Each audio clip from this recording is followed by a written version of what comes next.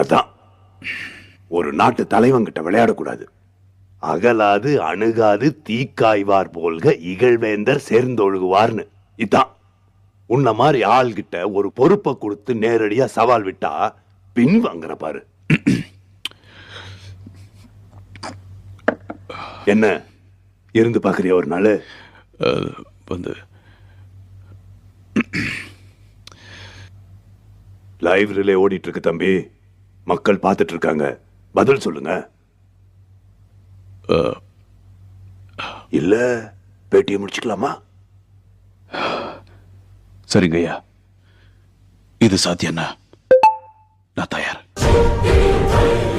ஒரு நாள் நான் உங்க பதவியில இருந்து பார்க்கிறேன்.